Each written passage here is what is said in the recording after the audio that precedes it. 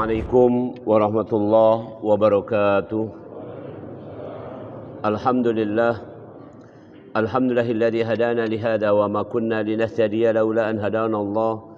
Asyhadu an la ilaha illallah wa asyhadu anna Muhammadar Rasulullah. Allahumma salli ala sayyidina Muhammad wa ala ali sayyidina Muhammad. Faqala ta'ala a'udzu billahi minasyaitonir rajim. Kaifa takfuruna billahi wa kuntum amwatan fa ahyaakum thumma yumitukum thumma yuhyikum thumma ilaihi turja'un. Maka bagaimana mungkin kalian menjadi kafir sedangkan sebelum ini kalian adalah mati, kemudian kalian dihidupkan di dunia ini, kemudian setelah itu kalian akan dimatikan, kemudian setelah itu kalian akan dihidupkan kembali, dan setelah itu tidak akan pernah dimatikan tetapi dikembalikan kepada Allah hidup selama-lamanya. Surat Al-Baqarah ayat yang ke-28. Hadirin rahimakumullah, pagi hari ini kita nak ngomongkan tentang mengulas kembali. Sebenarnya ini pelajaran agaan, tapi kita mesti ingat-ingat kembali, yaitu tentang perjalanan hidup manusia dari awal sampai kaget menetap di kampung akhirat. Dari awal sampai menetap di kampung akhirat. Mak mano sesungguhnya perjalanan kita ini. Mari kita ingat-ingat dulu tamsil atau permisalan mak ini kira-kira. Karena aku dulu pernah tinggal Tanjung Karang jadi hafal. Jadi kapan kita dari Kertopati ke Tanjung Karang itu pertama kali begitu kita naik kereta begitu sampai di Kertopati ini nak berjalan ke Tanjung Karang, stasiun yang pertama kita berhenti biasanya adalah Prabu Mulih. Dari Prabu Mulih kakek berjalan lagi berhenti ke Baturajo. Dari Baturajo berhenti sebentar ke Martopuro. Dari Martopuro berjalan lagi berhenti ke Baradatu. Dari Baradatu maju lagi berhenti ke Bukit Kemuning. Dari Bukit Kemuning berhenti ke Kota Bumi. Dari Kota Bumi baru berhenti ke Tanjung Karang. Jadi ada sekitar 7 stasiun. 7 stasiun. Nah ternyata manusia juga berjalan ini ada 7 stasiun. 7 stasiun, sikok transit, dan satu tempat menetap. Jadi 9 kalau. Saya ulangi. Kita akan berjalan melewati 7 stasiun, 1 transit, dan 1 tempat menetap selama-lamanya, yang ke-9. Nah, di setiap stasiun ada ciri-cirinya. Kalau kita tertidur, terus kemudian ada yang berjalan nanas. Ah, itu Prabu Mulih. Nih, bongkol. Baturajo. Kira-kira mak itu. Ini adalah ciri khas. Nah, demikian pula kehidupan kita. Mari kita lihat. Kita sekarang sudah stasiun berapa? Yang pertama, manusia pertama kali diadakan oleh Allah, maka Allah namanya Bari'un. Bari'ul musawwiru lahul asma'ul husna. Allah disebut Al-Bari. Bari artinya yang mengadakan.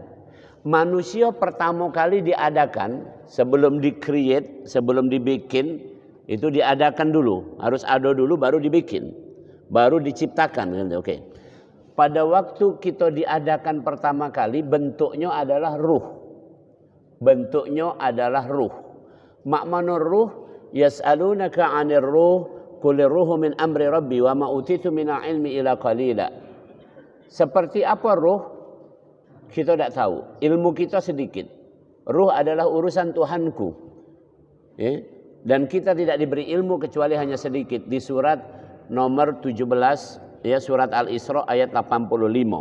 Jadi pertama kali manusia di stasiun nomor 1 dalam bentuk ruh. Di mana stasiun 1 itu? Di sisi Allah. Makmano keadaannya digambarkan di Al-Quran di surat 7 ayat 172. Alastu birabbikum qalu bala syahidna. Di stasiun yang pertama ini cirinya ruh bertauhid. Tolong camkan. Ruh bertauhid. Jadi setiap ruh sudah bertauhid. Bahwasanya tidak ada Tuhan selain Allah. Ruhnya sama. Seluruhnya sama. Ibarat ini kumpulan ruh, galau-galau ini sama. Tolong camkan. Itu stasiun pertama. Kemudian stasiun kedua. Stasiun kedua digambarkan di Al-Quran, salah satunya di surat nomor 32, surat Sajadah ayat yang ke-9. Tsumma sawwahu. Kemudian kami sempurnakan bentuk fisik manusia, jasad manusia. Manusia awalnya bentuknya seperti ingus, lendir, seperti ingus. Kemudian ini nempel di rahim, di dinding rahim bagian belakang. Nempel di sini, ya. Ini kira-kira kehamilan 2 pekan. Nah, lendir tadi setelah 2 pekan ini tadi berkembang pesat menjadi 3 lapis. Lapisan paling dalam adalah menjadi yang nempel di sini ini tembuni. Lapisan keduanya manusia. Lapisan ketiganya ketuban, tempat wadah ketuban. Oke. Nah, manusia ini jadi sawahu, kata Allah, tsumma sawahu, kami sempurnakan jasadnya dari lendir menjadi manusia. Besarnya sekitar sekepelan ini. Tapi sudah ada kepala sampai kaki, lengkap. Itu pada waktu 4 bulan. Maka ada ibu-ibu yang memperingati kehamilan 4 bulan. Itu memperingati karena saat itu sempurna bentuk fisik lagi. Tidak lagi pecah ingus, tapi bentuk manusia. Nah, saat itu kira-kira 4 bulan, 16 pekan atau 120 hari dalam hadis dikatakan begitu. Maka saat itu wa nafakhtu fihi mir ruhi, ditiupkan ruh. Ruh yang mana? Ruh yang tadi bertauhid. Ini rahasia Allah. Mak mana rahasianya? Ruh tadi meleh dak? Ini pertanyaan aku, meleh dak? Kan ruh ini ngumpul-ngumpul mak ini, kemudian bertauhid, kemudian ada yang ibu hamil, meleh dak ini? Tak milih, tak pacak milih. Inilah pelajaran berharga di surat Hujurat ayat yang ke-13, 49 ayat 13 yang dibacakan pada waktu pembukaan Piala Dunia. Wa ja'alakum syu'uban wa qabaila lita'arafu. Kami jadikan kamu bersuku-suku, berbangsa-bangsa agar kamu saling mengenal, karena asal muasal kamu adalah satu, yaitu ruh itu tadi, ruh yang bertauhid. Jadi ruh itu kira-kira yang sebelah sana diperintah. Kamu pergilah ke tempat betino yang ada di daerah Palembang. Dulu Jakabaring ini belum ada. Misalnya anggaplah nih, kamu suruh pergi di arah Aryodilah nih. Maka kemudian lahirlah lanang. Dinjuk nama Ki Agus Nungci. Yang tengah-tengah sini dinjuk. Kamu pergilah sana ya, ke daerah Madinah sana nih. Maka masuk ke dalam rahim perempuan Madinah. Lahirlah Ali Jaber, kan ini. Kamu pergilah ke sebelah sana, pergi ke Jawa Timur, ini. Lahirlah lanang lagi tunjuk nama Yuwono, kan ini. Nah itu kira. Perhatikan kalimat saya. Sederhana tetapi inilah hakikatnya. Jadi tidak ada yang bisa memilih. Kita mau lahir dari rahim perempuan mana? Terserah Allah. Ruh tadi diutus, wa nafakhtu fihi mir ruhi. Kami tiupkan ruh itu. Random, terserah Allah. Ditiupkan kemana? Suku-suku bangsa-bangsa nggak ada bedanya. Tidak ada bedanya. Maka Rasul menyebutkan, ya, pada waktu haji wada, Rasul menyebutkan orang Arab tidak lebih bagus dari orang yang bukan Arab. Orang yang bukan Arab tidak lebih bagus dari orang yang Arab. Kalau Al-Quran menegaskan, inna akramakum indallahi atqakum. Bagus idaknya manusia tergantung PL, kata orang Palembang. PL-nya gitu. Jadi kapan PL-nya jelek, ya sejelek gitu. Bukan masalah suku bangsa mananya. Subhanallah. Ini di stasiun kedua. Di stasiun kedua ada sikok lagi ciri, yaitu ya bikat birizkihi wa ajalihi wa amalihi wa sakyun aw sa'idun. Sudah ditakdirkan 4 hal, dan takdir ini disertai petunjuk. Ulangi. Takdir disertai petunjuk. Ini hebatnya takdirnya Allah. Coba kalau SK manusia, mohon maaf, surat keputusan manusia biasanya surat keputusan baik. Ya, ndak katip petunjuk teknisnya. Petunjuk teknisnya kaki ada surat lain lagi gitu. Kalau Allah tidak, alladzi qaddara fahada. Kami tentukan dia, maka kemudian kami beri petunjuk. Jadi maksudnya ini. Contoh takdir yang pertama ditentukan untuk si janin ini tadi, ya. Waktu ruh ditiupkan 4 takdir dituliskan untuk dia. 1 dituliskan rezekinya. Takdir rezeki. Rezeki ada zohir, ada batin. Sekarang rezeki zohir, rezeki zohir. Rezeki zohir misalnya makanan. Oke. Orang akan ditentukan kamu akan dapat makanan pada hari Sabtu jam sekian itu. Ya. Itu dari mana dia tahu ketentuan itu? Fahada, ada petunjuknya. Cek, kapan hari Sabtu, minggu pertama awal bulan, pergilah ke Nur Huda. Ini, maka habis pengajian kage ada makanan. Nah itu dia. Paham kira-kira? Itu ada petunjuknya sudah. Nih, jadi namanya orang dapat rezeki zohir itu begawelah, berkebonlah, berbisnislah, maka kamu dengan petunjuk berkebon, berbisnis, begawe kamu akan dapat rezeki zohir. Rezeki batin dari mana? Allah menunjukkan, ada bidzikrillahi tatmainul qulub. Batin kamu kalau nak tenang, nak senang, nak gembira, nak bagus, zikir gerama itu. Itu petunjuknya. Jadi takdir itu mak itu cara bacanya. Jangan salah. Ini ngomong aku rezeki sudah ditentukan, pokoknya tidur baik dapat kagak ini tidak mak itu cek ada petunjuknya. Itu saya sampaikan. Ini stasiun kedua. Lanjut, stasiun ketiga. Stasiun ketiga adalah lahir. Lahir mah itu. Nah, waktu lahir itu disebutkan di Al-Qur'an di surat nomor 30 ayat 30 yang kemarin aku bawakan di khotib kemarin. Fa'akim wajhaka lid-dini hanifa fitratallah. Fitrah. Lahir dalam keadaan fitrah. Kata Rasulullah dipertegas dalam hadis, kullu mauludin yuladu 'alal fitrah fa abawahu. Di hadis yang lain ditulis fa abawahu, yaitu setiap yang lahir dalam keadaan fitrah.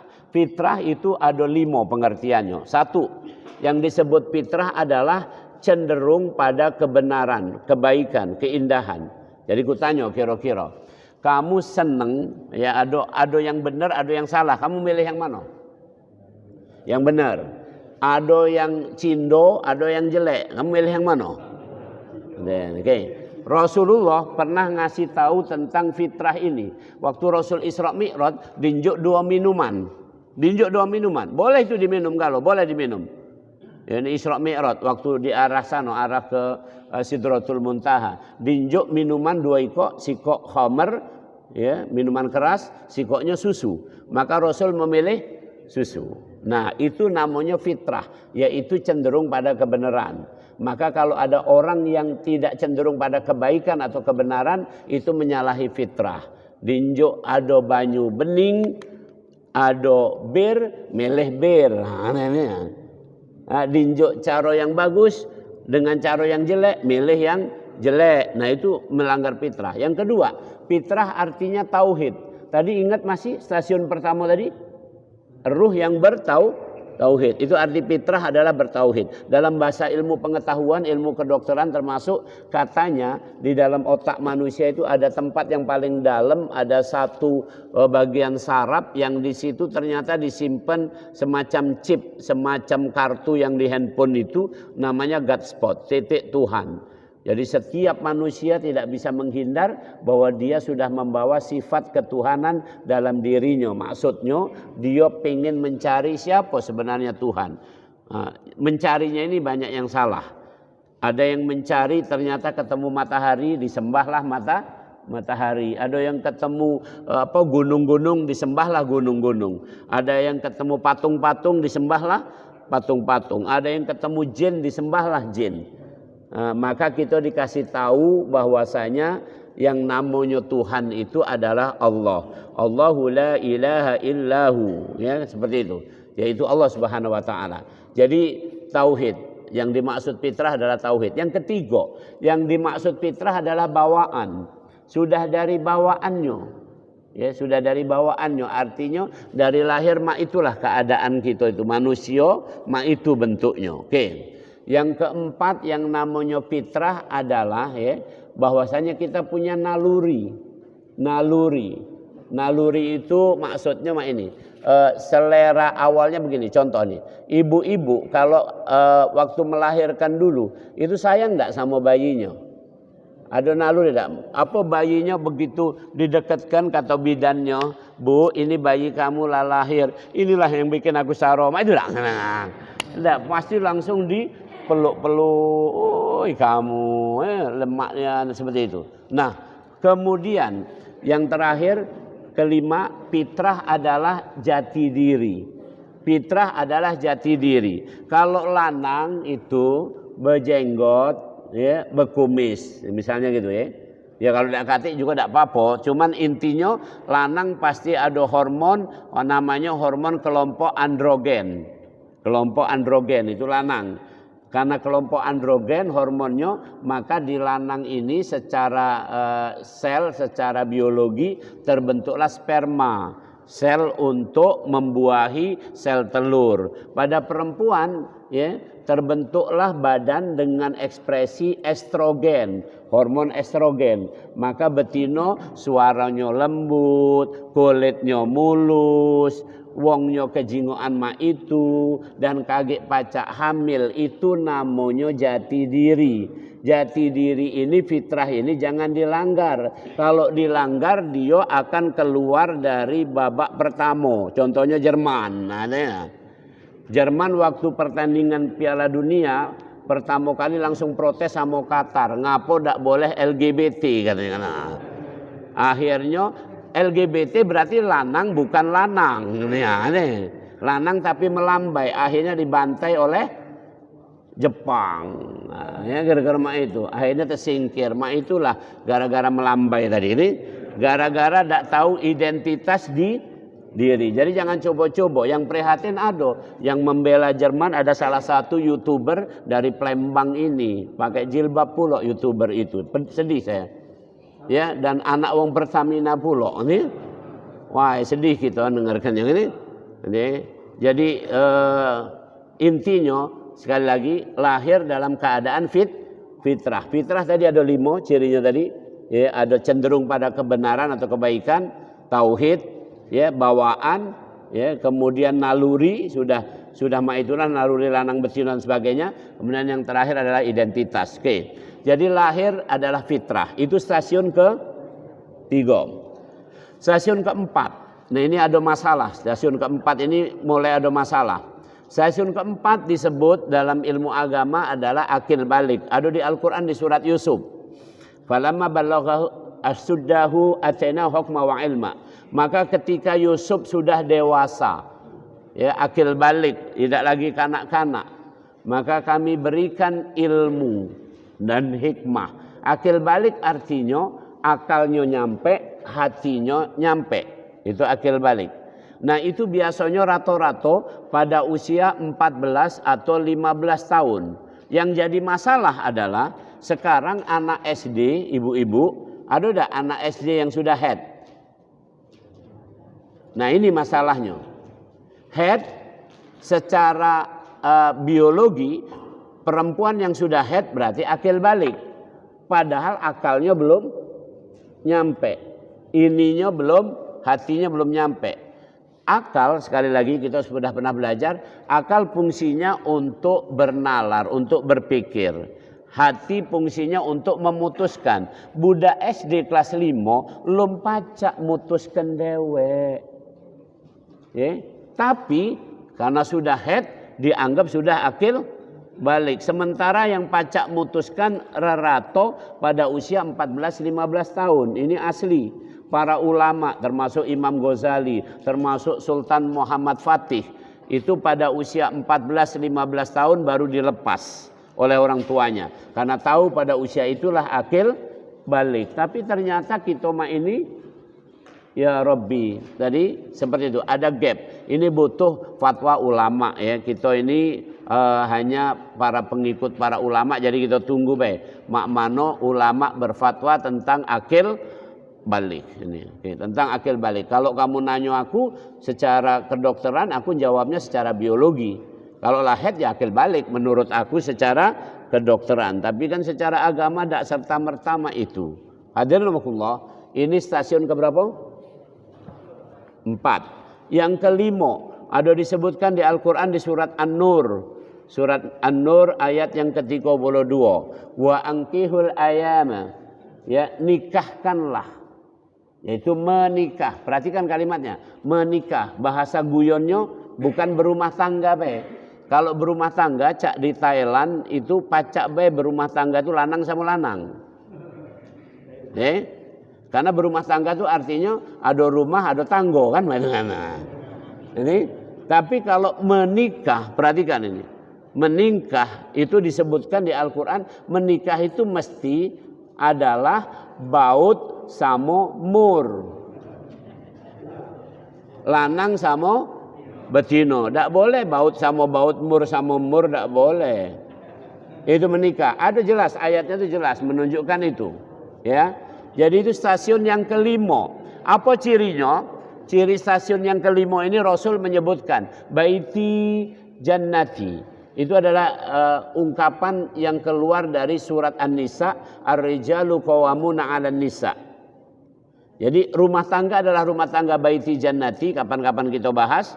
Rumah tangga baiti jannati adalah rumah tangga di mana laki-laki menjadi leader. Tolong camkan. Leader adalah orang yang mengarahkan tujuan mana. Ibarat perahu, biduk perahu ini, maka ya, yang lanang ini ngarahkan. Kita nak nuju pulau itu. Nah, kira-kira itu. Kita nak nuju sorgo. Kira-kira itu. Itu fungsi dari kepala rumah tangga laki-laki. Adapun fungsi istri adalah dikatakan Rasulullah, kullukum ra'in wa kullukum mas'ulun an ra'iyati. Rasul menerangkan dari hadis itu agak panjang lagi diterangkan bahwa fungsi dari seorang perempuan adalah mengelola sumber daya yang ada di dalam perahu tadi. Jadi kalau yang wong lanangnya ngomong kita nak nuju ke pulau surga, maka yang ibu-ibu di dalam perahu ini masak apa segalanya. Karena ke sana perlu dayung perlu tenaga perlu makan. Maka ini masak ini segala macam itu bikin makanan, maka yang dayung kuat ke sana. Begitu kan? Ini fungsi dari perempuan. Dalam bahasa ilmiah disebut manajer. Jadi fungsi ibu-ibu adalah manajer. Fungsi bapak-bapak adalah leader. Bedanya adalah leader yang mengarahkan, manajer yang melaksanakan gitu. Nah, itu baik kira-kira. Jangan dibalik. Pak, bapak manajer, aku leader. Nah, ini kacau ini ciri rumah tangga. Oke. Ini menikah. Oke, menikah. Itu stasiun ke-5. Stasiun ke-6. Stasiun ke-6 ada di Al-Qur'an di surat nomor 46 ayat 15. Falamma balagha asyuddahu, ya, wa balagha arba'ina sanah. Maka ketika manusia itu sudah dewasa usianya, ya, usianya 40. Usianya 40. Jadi yang stasiun ke-6 adalah dewasa. Usianya 40. Ini kenapa dewasa disebut usia 40? Ini sudah penelitian ilmiah, tapi lebih dari itu sudah disebutkan Rasulullah, lebih dari itu disebutkan oleh Allah. Jadi Allah men-setting seluruh manusia ini dewasa pada usia 40. Tapi dewasa tidak dewasa tergantung pendidikan. Tolong camkan. Ini cirinya. Dewasa tidak dewasa tergantung pendidikan. Aku sebutkan baik mudahnya. Ada perkataan hikmah dari para ahli ngomong mak ini. Menjadi tua itu pasti. Menjadi tua itu pasti. Tapi dewasa belum tentu. Nah, itu kalimatnya. Menjadi tua itu pasti. Ini kanlah tua-tua kalau. Termasuk aku. Menjadi tua itu pasti. Tapi dewasa belum tentu. Apa ciri dewasa? Di ayat itu ada 5 cirinya. Rabbi auzi'ni an ashkura ni'mataka allati an'amta 'alayya wa 'ala walidayya wa an a'mala salihan tarda wa aslih li fi dzurriyyati inni tubtu ilaika wa inni minal muslimin. 5 ciri orang dewasa. 1, bersyukur.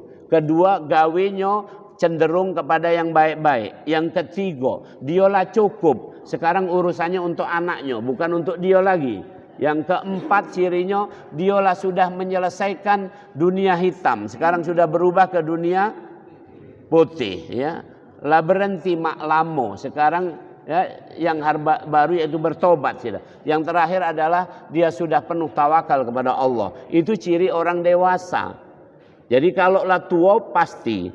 Tua itu pasti. Orang umur 40 itu tua, orang umur 50 itu tua, tapi belum tentu dia dewasa. Kira-kira itu. Tergantung pendidikan. Ada wong sampai tua tapi masih galak merajuk. Bahasa Palembangnya merajuk tua. Ada tak main itu? Di sini tak kasih ya. Oke. Ya. Jadi contoh apalah yang nak pingin ini? Mohon maaf ini.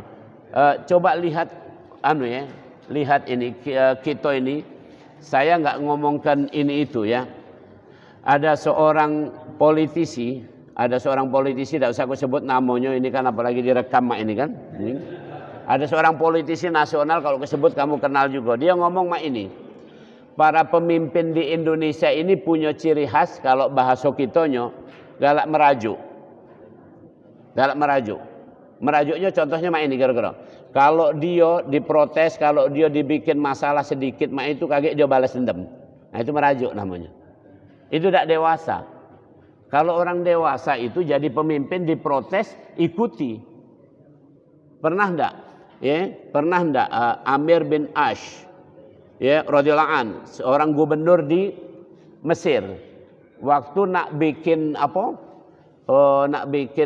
masjid atau itu menggusur tanahnya Yahudi. Nak menggusur tanahnya Yahudi. Jadi di antara tempat bangunan masjid ini ada tanah sedikit punya Yahudi. Kata Amir bin Ash ini kata gubernur, Yahudi, tanah kamu itu nak untuk bangunan masjid, jadi kaget kamu kami ganti rugi. Yahudi tak galak. Akhirnya Yahudi protes pergi ke Madinah. Di Madinah yang lagi berkuasa presidennya, khalifahnya Sayyidina Umar ibn Khattab radhiyallahu an. Umar jadi khalifah. Sampai ke sana ngadulah Yahudi itu. Ada apa kamu ke sini? Ringkasnya baik. Kami ke sini nak protes. Protes apa? Protes sama gubernur. Gubernur kami nak bangun masjid dan nak gusur tanah aku. Aku tak galak tanah aku digusur. Tanah sama rumah aku digusur tak galak walaupun diganti rugi. Itu ceritanya. Nah, maka kemudian Umar nyuruh wong ini, kamu ambil di tempat sampah itu ada bekas tulang kambing. Bawa ke sini. Akhirnya oleh Umar metukan pedang digaris itu tulang kambing tadi. Set, itu kamu bawa balik ke Mesir. Bawa ke Mesir, ditunjukkan kepada gubernur, mana protes kamu ke Madinah? Ini kami dapat jawaban ini. Begitu nyingok tulang yang digaris pakai apa? Pedang itu tadi, gubernur langsung gemeter. Nah itu ciri khas pemimpin yang tidak merajuk. Nah, kalau zaman ini ada protes sedikit lenyap kamu, hati-hati. Nah, itu merajuk namanya. Sudah tua tapi masih merajuk. Ini tidak dewasa. Maka itu stasiun ke-6. Nah terakhir, kalau itu kita stasiun berapa ini? Ini sudah 6 loh ini. Yang ke-7 ada di Al-Quran di surat An-Nahl, surat nomor 16 ayat 70, senada dengan surat Yasin ayat ke-68. Wa man nu'ammirhu nunakisu fil khalqi, yaitu menjadi lansia, kami kembalikan kamu kepada kedudukan seperti kanak-kanak. Ada tak lansia yang tak pacak ngontrol kencing? Ada. Balik lagi. Dulu waktu kecil itu juga kan? Ada tak lansia yang sekarang kepayahan makan? Ada. Dulu anak kecilnya nak disuap juga. Ada tak lansia kepayahan jalan? Ada. Dulu waktu kecil itu juga. Ini yang disebut wa man nu'ammirhu nunakisu fil khalqi. Nah, pada saat lansia ini stasiun ke-7 Rasul mengatakan usia manusia adalah 60-an atau 70-an. Perhatikan, 60-an atau 70-an. Salah satu tokoh kita, aku pernah ketemu waktu itu tahun 2015, kalau tidak salah aku ketemu beliau satu meja sama beliau Menteri BPN. Kemarin aku jingok di berita beliau wafat di dalam mobilnya, yaitu almarhum Haji Ferry Murshidan Baldan. Ya Allah maghfir lahu. Beliau dulu adalah aktivis HMI. Kemudian juga beliau bergabung sama Partai Golkar, terakhir bergabung sama Partai Nasdem, kemudian jadi menteri itu. Ya saya pernah ketemu suatu saat satu meja makan sama-sama di BPN sini waktu itu. Semalam aku dengar ya beliau baik, bagus wongnya. Nah, semalam ku jingok habis rapat duduk di mobil wafat. Nih. Itu ceritanya tentang beliau itu. Umurnya berapa? Tepat usia 61 tahun. Ini yang kata Rasulullah, stasiun yang ketujuh ini tadi, usia manusia umurnya adalah meninggal itu 60-an atau 70-an. Jadi yang di atas 70-an itu hanya dalam ilmu statistik 5% saja. Saya boleh sampaikan, di Indonesia yang orang usianya di atas 70-an, di atas 80-an. Jadi kan tadi meninggal usia 60-an atau 70-an. Jadi kalau kita nak berekenan, aku sekarang 51, untuk sampai 60-an 9 tahun lagi. Kira-kira itu. Nah, kalau Kak Haji sekarang sudah 60-an, berarti tinggal ada kemungkinan 70-an. Nah, untuk 7 bulan sama lah kira-kira sebulan. Nah, untuk usia di atas 80 itu menurut statistik di Indonesia hanya bisa dicapai sekitar 1,6% orang. 1,6% orang ini usianya di atas 80-an. Ini dikit nian ini.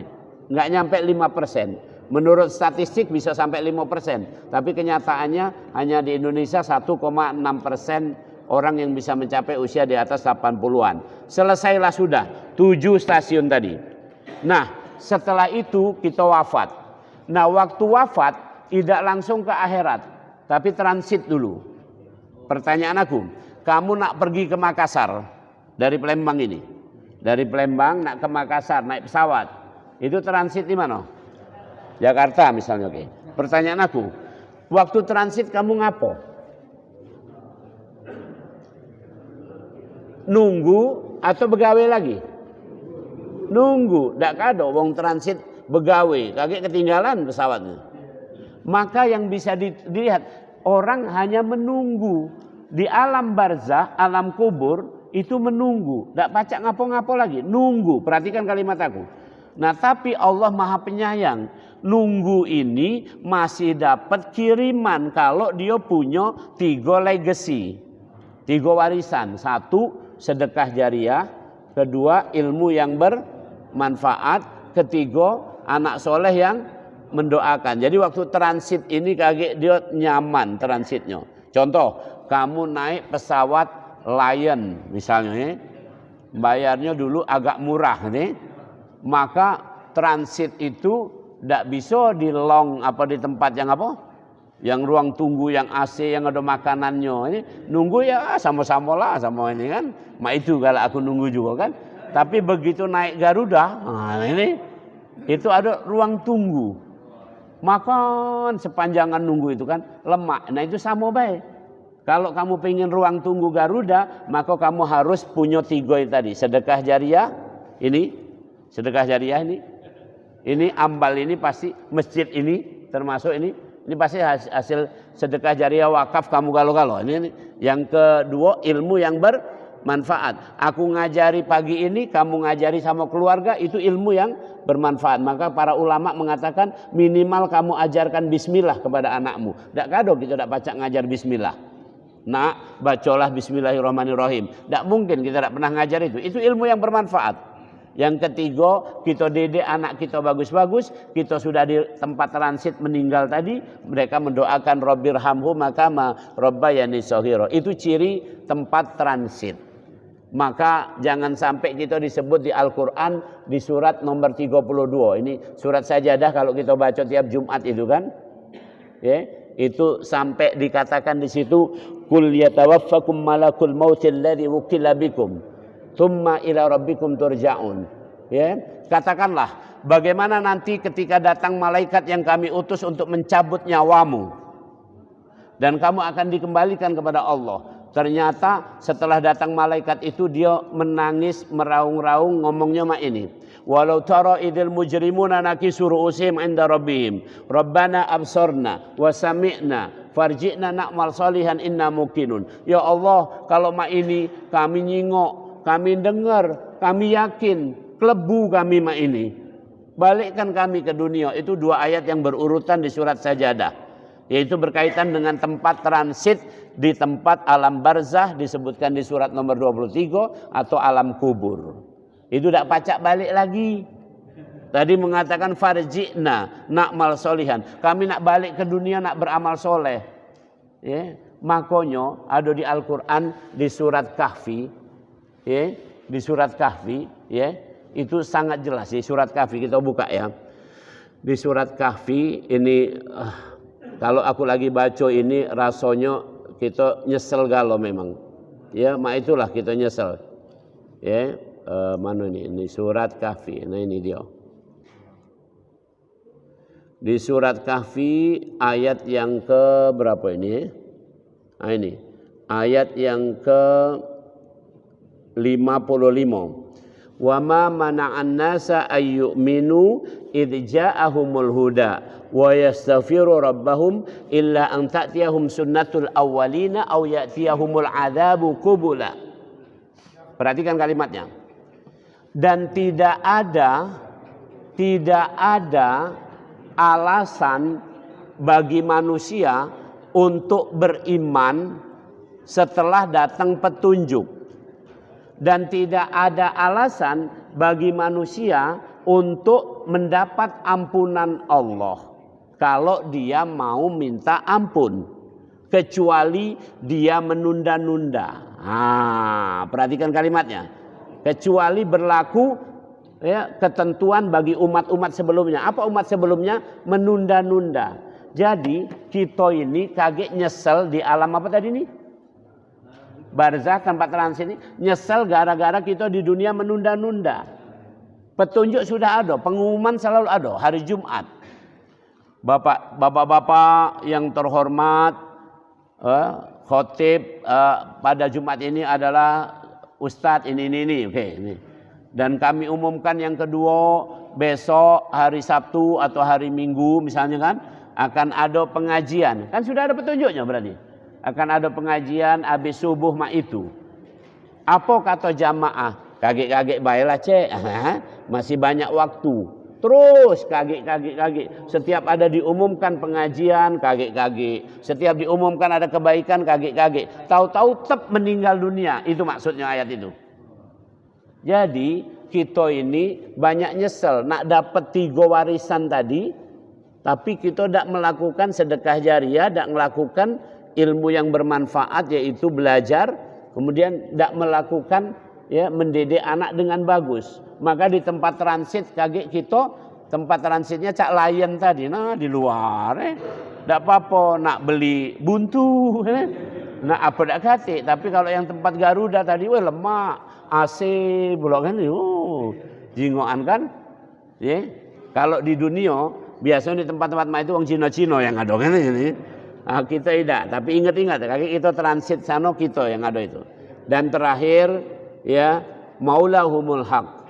Kamu akan dikembalikan kepada sebenar pemilik wali kamu, yaitu Allah Subhanahu wa Ta'ala. Maka sampailah kita di kampung akhirat, diawali dengan kiamah.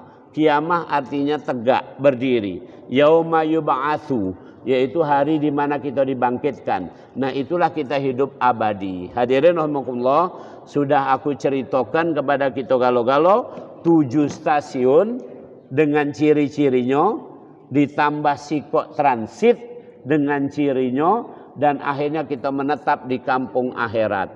Kita pingin wal akhiratu khairu wa abqa. Kita pingin kampung akhirat kita lebih bagus dari dunia ini dan abadi kita di akhirat. Itu yang akan terjadi. Mudah-mudahan tinggal kita istiqomah dalam keimanan. Tafadhol, kalau ada yang nak ditanyakan atau diusulkan, kalau pacak ku jawab. Ini masih ada waktu sampai syuruk 10 menit lagi paling enggak. Silakan. Sikok 2 pertanyaan baik. Betul.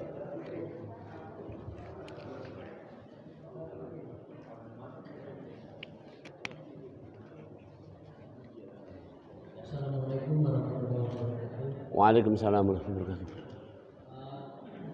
Ustaz tadi mengatakan bahwa manusia itu selalu memilih yang fitrah atau yang baik pada orang. Tapi banyak juga orang yang Tidak ambil itu. Ambilnya yang berlawanan. Apakah itu yang membedakan itu dari pengetahuan, dari ilmunya, atau dari apa? Terima kasih. Assalamualaikum warahmatullahi wabarakatuh. Pelan-pelan saya sampaikan ya. Ayat tadi belum selesai ku baca memang. Ya. Ketika saya membaca surat Sajadah ayat ke 32 ayat yang ke-9.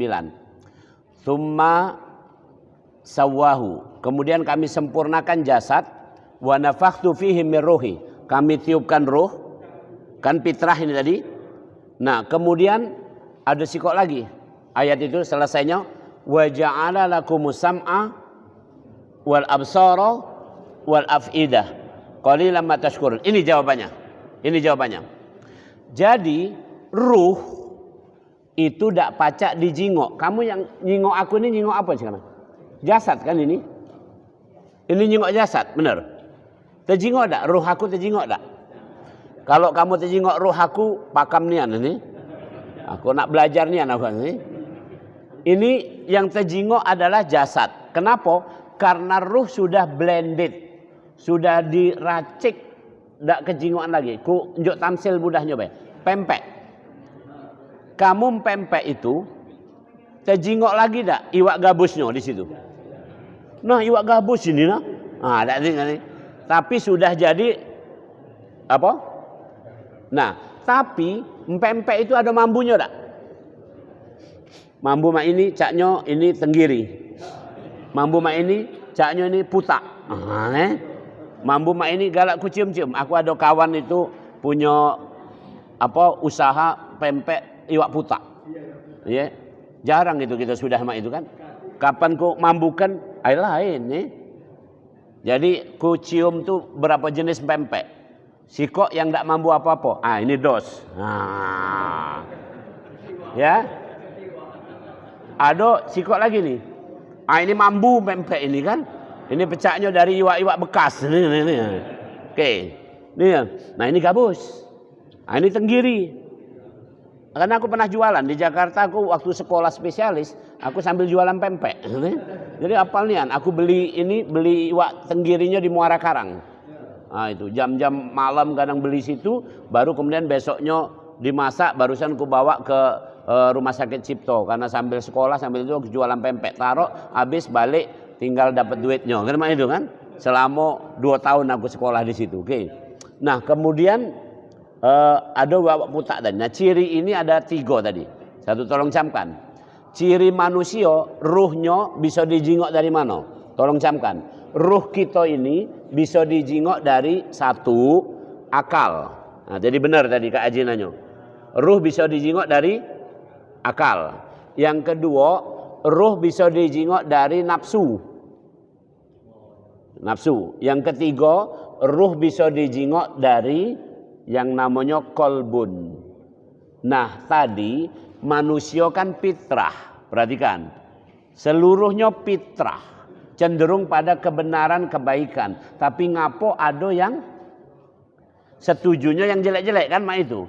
Ini tergantung ruhnya tadi yang bentuk 3 ikok ini milih yang mana. Oke, setelah ruh tadi fitrah metu dalam bentuk apa tadi? Akal, nafsu sama kolbun, maka jingok. Akalnya kemana? Contoh, camkan ini akal nih. Nih. Pernah enggak kita kalau di Palembang galak ngomong kata akal ada nih? Ada mana? Ini kata akal ini ada mana? Kenapa itu? Karena orang itu enggak menggunakan akalnya dengan benar. Oke.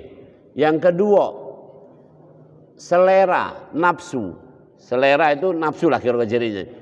Selera, ada enggak wong yang seleranya tinggi, ada seleranya rendah, ada enggak? Ada. Jadi kapan ada pengajian dia berselera, itu tinggi gitu sebenarnya. Nak mana cek? Pengajian. Tapi ada yang seleranya aku dak kalau pengajian tuh kaget bela kalau lah tua. Sekarang selera aku dangdut, kira-kira itu. Jadi kapan nak pergi ke arah Ampera itu seleranya ke Benteng Kota Besar. Nah, baru dia masuk. Tidak ke Masjid Agung. Nah ini. Jadi tadi apa penyebabnya? Karena 3 organ tadi yang namanya apa? Akal, nafsu, dan hati. Hati memutuskan. Hati memutuskan. Ngambil keputusan. Tadi kamu kesini pengajian ini keputusan hati. Keputusan hati. Kamu memutuskan pengajian pagi ini. Kira-kira itu.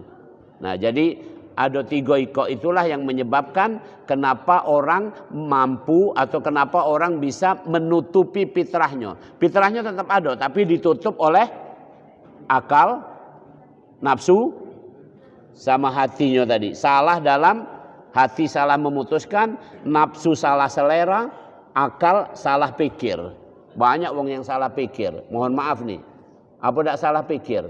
Pertanyaan aku nih, contoh ini salah pikir. Ini besar-besaran salah pikir. Sekarang ini nak pemilu. Nak pemilu. Ini ada yang salah pikir, besar-besaran salah pikirnya. Pertanyaan aku. Yang di depan ini bapak-bapak ini lanang atau betino?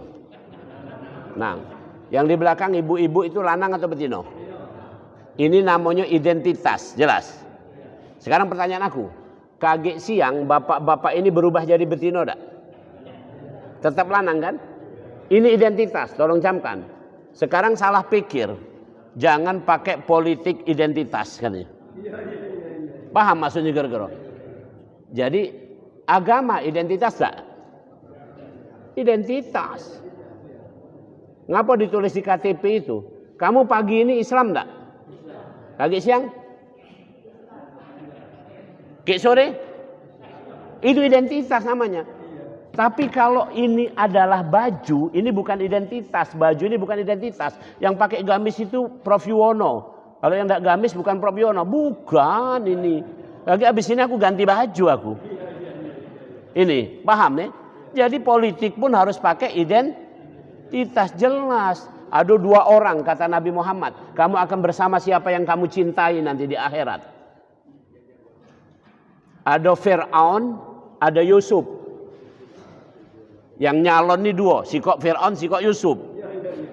Yusuf alaihissalam ini. Yang kamu pilih, kamu nak sama Yusuf atau nak sama Fir'aun? Itu identitas. Ini contoh tadi. Kenapa orang bisa jelek itu milihnya gitu. Kenapa cenderung pada enggak fitrah? Karena itu salah mikirnya itu. Tapi cak pakem nian cara nuliskannya. Jangan politik identitas berdasarkan ini. Contoh. Pertanyaan lagi yang lain lagi. Pernah enggak ada berita ditangkap seorang ini di depan masjid dengan tuduhan terorisme? Ada? Ada. Pertanyaan aku, apa itu terorisme? Kan gitu. Apa itu terorisme? Ini salah pikir. Sekarang terorisme sama dengan orang yang Islamnya baik. Itu definisi orang. Jadi kalau orang yang Islamnya sekencengan baik itu dianggap dicurigai sebagai teroris. Hati-hati itu. Padahal teror artinya yang meneror, membuat orang lain gelisah, bingsal. Sekarang pertanyaan aku, kamu sholat bikin bingsal enggak wong lain? Kamu alim baca Quran, kamu ngerti agama, kamu menyampaikan ini, apakah itu membuat bingsal orang lain? Aneh sekarang ini. Ini saya kasih contoh-contoh bahwa tadi pertanyaannya, orang itu kan cenderung fitrah, cenderung pada kebaikan. Tapi ngapo ada yang tidak. Gara-gara salah pikir, salah selera nafsu, yang ketiga salah hati memutuskan. Demikian. Sikok lagi mungkin. Karena ini masih ada cak 5 menit. Silakan. Ibu-ibu ada?